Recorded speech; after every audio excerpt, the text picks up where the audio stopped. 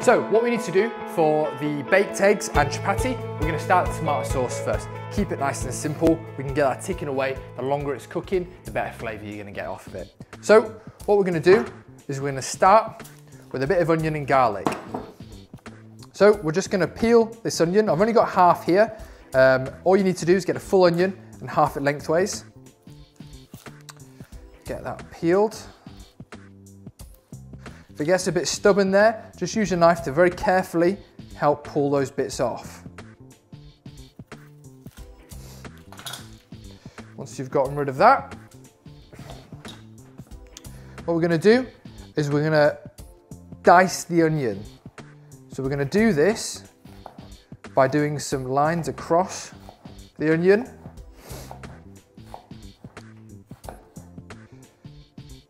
And then we're going to slice through the onion, but we're not going to go all the way. We're going to stop just about there. Once you've sliced through, what you're going to do, making sure you have your fingertips down and pushing that first knuckle forward to guide the knife. So you're just going to keep working your way across the onion so you end up with a nice fine chop. You don't want that root part because it stays quite hard and you don't really want it to change the texture of your dish. So that's your onion sorted. Get that off to one side. So we're going to take one good sized clove of garlic and we're going to just simply smash it. We're going to smash it and just take the skin off. So with that, we're just going to take the root off and then we're just going to rough chop across the garlic.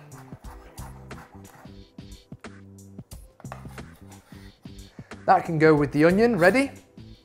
And what we're going to do is we're going to turn our saucepan on a lower heat and we get a little bit of oil in there.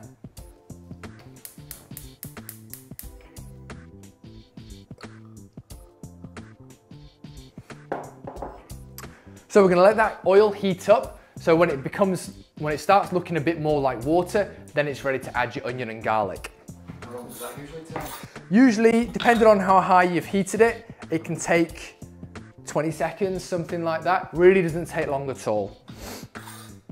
But the reason we do that is we want to preheat the oil, otherwise you'll have your onion and garlic just sat in cold oil and it can turn it a bit greasy in the final product. It's not really what you're after. So in the meantime, let's get our tomatoes opened. It's a really nice way to bulk out meals like this, is tinned tomatoes. They add a nice flavour to it, but it also helps create a sauce as well, which is lovely.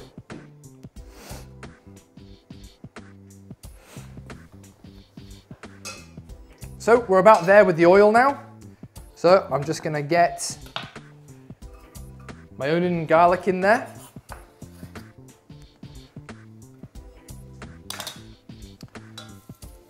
And I'm just going to give it a quick stir around.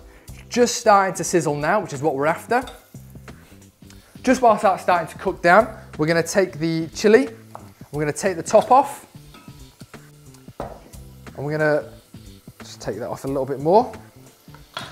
We're going to take the chilli in our hands and we're going to roll it between our hands. And as you can see, the seeds will start to fall out. This is what we're after. If you leave the seeds in, it can turn it very, very hot. We're then going to take the chilli and slice it lengthways.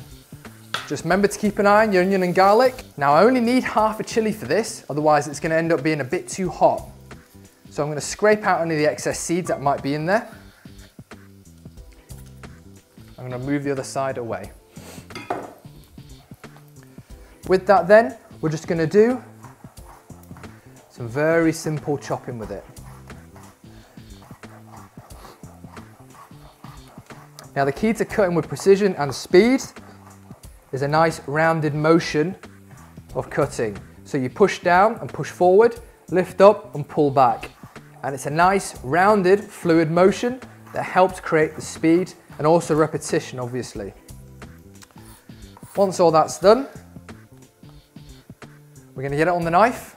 We're going to get it in with our onion and garlic.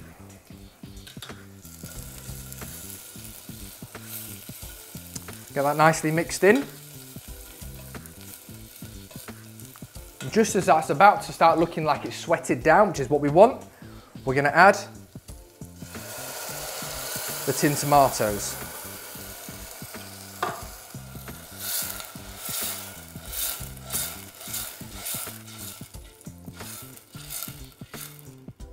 The other thing we're going to do is we're going to get a little bit of water in this tin to get the rest of the tomatoes that's in there. We're going to also help it create a bit more of a nice sauce texture with our spiced tomato sauce. Make sure you give it a good shake around, getting in all that extra tomato, and get it in the pan. Once that's been nicely mixed around, you want to bring it up to the boil and reduce it to a simmer. Once you've done that, that can slowly tick away to help get all those flavors all nicely mixed together. How long is that going to simmer for? That can simmer for up to 10 minutes, 10-15 minutes max. It's a really good chance to actually get our chapatis done now.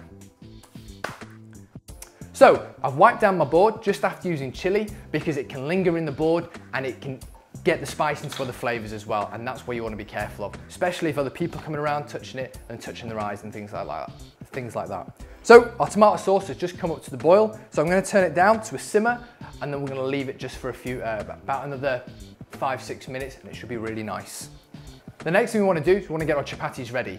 So by doing that, we need a good sized bowl, some plain flour, and some cold water. Decent amount of flour in there. We're going to do a generous pinch of salt, and then we're going to slowly add little bits of water, and we're going to mix that in. So you want this to just about come together. If you add your water little by little, then you won't have to do it again.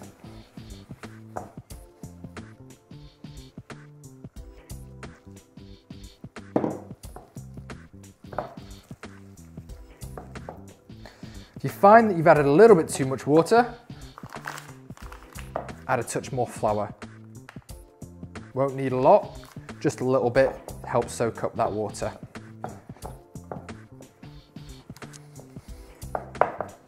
Right, so once that's nicely incorporated, you want it so it's nice and stretchy. That's exactly what you're after. That now can be just put to one side, and that'll probably get you 2 nice chapatis. I'll go off to one side. I'm going to clean myself up, double check my tomato sauce, and we're going to go from there. So, just going to quickly clear down my water. All the other bits and bobs from making the chapati. I'm nice and clean now as well, which is lovely. This tomato sauce is looking really nice. So what I'm going to do... So how long has that sauce been cooking? It's been cooking for about 7 minutes or so, and it's gone to a really nice, thicker texture, which is lovely. So with that there, what I'm going to do is I'm going to take an egg and I'm going to crack it straight in. So cracking an egg, best way is to hit it on the side, wait till you've got a nice little dimple, break it gently with both thumbs, and then just drop it where you need to drop it. Right, so that's in there now. We're going to take that and put that back on the heat. I'm going to give the eggs a chance just to cook through.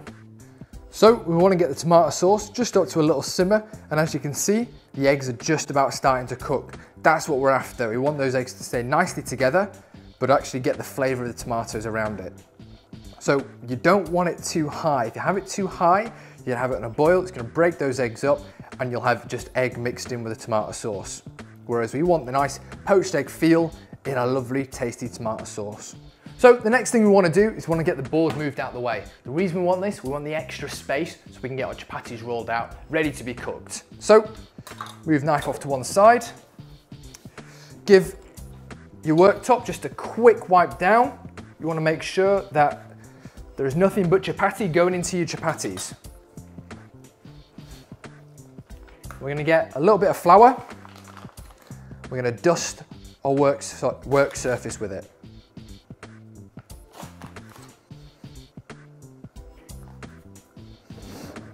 Grab myself a rolling pin. However, if you don't have a rolling pin, I've always found a wine bottle is a good replacement. Just make sure your flour, the wine bottle. We're gonna take half this mixture. It's quite nice and sticky. That's kind of what we're after. We're gonna get the extra flour in it in this rolling out process. So make sure it's coated both sides with your flour. Using your rolling pin or makeshift one, start getting it rolled out to a nice, as round as you can. You're gonna find that this is gonna keep shrinking back. That's good. It means we've worked the gluten in it and it'll keep it really nice and textured when we get it cooked. So we want to get the heat on high with a dry pan on it. The reason we do that is when we get the chapati in cooking, we don't want any oil. We want to keep it nice and dry so it chars really nicely. How long do you heat it up on the pan? Till it's just about smoking. So that's going to be really, really hot, so you really do need to be careful. We're about ready to get our tomato sauce in the oven just to finish off now as well. So I'm going to pop that in now.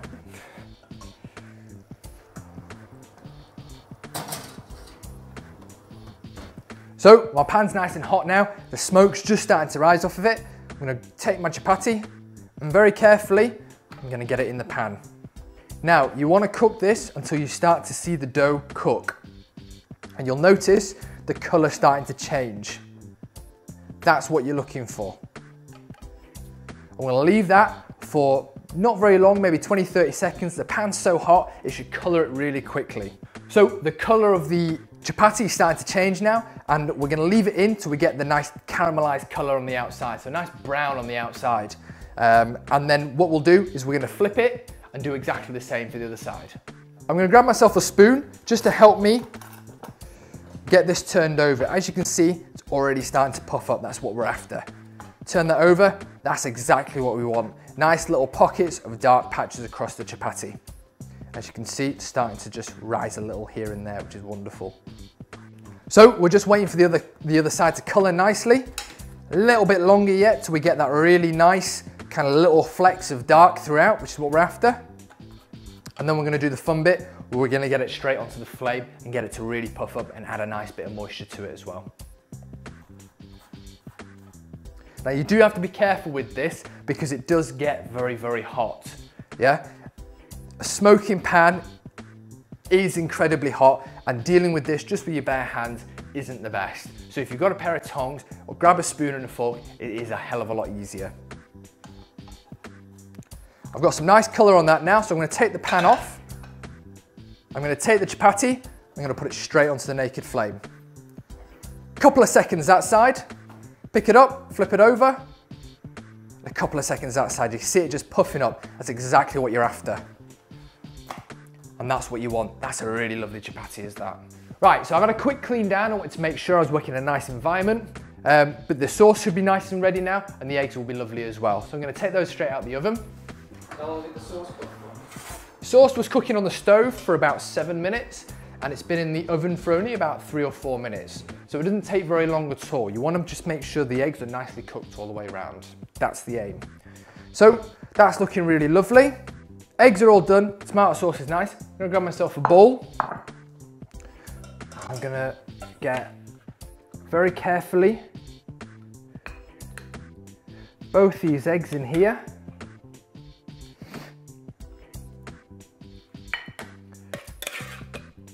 With a little bit more of the tomato sauce just around the side. And pop that there. With my lovely chapati on the side. Grab myself a small handful of coriander, quick chop, and a nice sprinkle on top. And there you've got baked eggs in a tomato sauce with chapati.